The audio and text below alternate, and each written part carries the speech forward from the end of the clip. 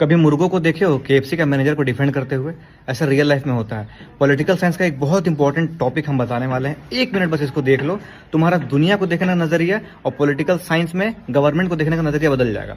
एक होता है स्टेट, एक होता है गवर्नमेंट, एक होता है सिटीजन, कॉन्स्टिट्यूशन और उसके बाद कोर्ट। स्टेट का मतलब होता है मशीनरी, जिसमें पुलिस होता है, इनकम टैक्स, ईडी, जितना भी डिपार्टमेंट होता है ना, उसको बोलते हैं स्टेट। स्टेट किसी आदमी का नाम नहीं है, स्टेट किसी सरकार का नाम नहीं है। स्टेट मतलब क्या? पावर, जिसमें पावर है। उस स्टेट को चलाने के लिए सिटीजन्स जो है आपस में वोटिंग करते हैं और एक गवर्नमेंट चूज करके भेजते हैं कि आप जाइए हम लोग के बिहाफ में स्टेट को चलाइए। उसके बाद आता है कॉन्स्टिट्यूशन। कॉन्स्टिट्यूशन में ये लिखा हुआ है अधिकार कि गवर्नमेंट के पास कितना पावर रहेगा, कैसे वो स्टेट को इस्तेमाल कर रहा है और किस पे स्टेट का पावर को इस्तेमाल कर रहा है। ये नहीं कि गवर्नमेंट को चूज कर लिया और गवर्नमेंट जाके गोली चलाने लग गया सब पे, क्योंकि उसके पास पुलिस है ना। ऐसा नहीं है। तो कॉन्स्टिट्यूशन क्या करता है? सिटीजन्स को भी अधिकार देता है और गवर्नमेंट को भी रोकता है कि आप इससे बेसी अपना पावर को एक्सरसाइज नहीं कर सकते हैं। फिर आता है सिटीजन। सिटीजन मतलब हम लोग। सिटीजन्स पे स्टेट का पावर को यूज करता है कौन? गवर्नमेंट, जिसको हम लोग चूज करके भेजे। उसके बाद आता है कोर्ट। कोर्ट जो होता है ना, वो तब आता है जब सिटीजन्स का हक जो कॉन्स्टिट्यूशन में दिया हुआ है उसको गवर्नमेंट वायलेट कर देता है। कैसे? स्टेट का पावर को यूज करके, पुलिस का गलत इस्तेमाल करके, ईडी का गलत इस्तेमाल करके, तब कोर्ट इंटरवीन करता है और कोर्ट बोलता है कि तुम कॉन्स्टिट्यूशन में जो लिखा हुआ उसका हक तुम मार दिया। अब बहुत लोग हम देखे, कोई बोलता है कि कॉन्स्टिट्यूशन को हटा दो कॉन्स्टिट्यूशन, सिर्फ गवर्नमेंट रहेगा।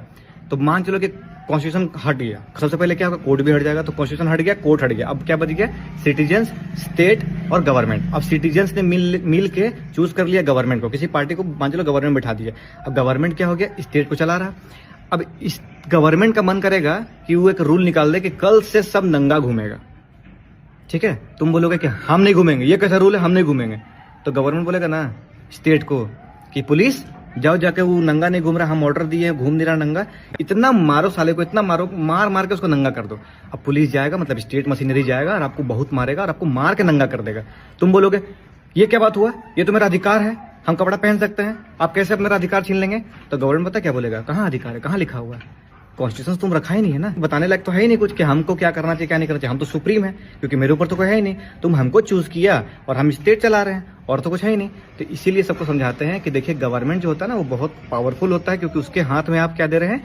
स्टेट का मशीनरी दे रहे हैं। और कॉन्स्टिट्यूशन जो है ना, वो गवर्नमेंट पे लगाम लगाता है और सिटीजन्स को अधिकार देता है। और बहुत से लोगों को हम देखते हैं कि बोलता है कि कॉन्स्टिट्यूशन को हटा दो कॉन्स्टिट्यूशन को, गवर्नमेंट अपने पार्टी का गवर्नमेंट चूज कर लेंगे, हो जाएगा। अब मुर्गा हो के केएफसी का मैनेजर को डिफेंड मत करिए, है ना, कॉन्स्टिट्यूशन का डिफेंड करिए, वरना कटना तय है। आप ये सोच रहे हैं कि हमको नहीं मारेगा, वो काला वाला मुर्गा को मारेगा या फिर वो छोटा मुर्गा को मारेगा, आपको नहीं मारेगा। तो ऐसा नहीं होता है। या तो गवर्नमेंट सबका होता है या तो किसी का नहीं होता, याद रखिएगा।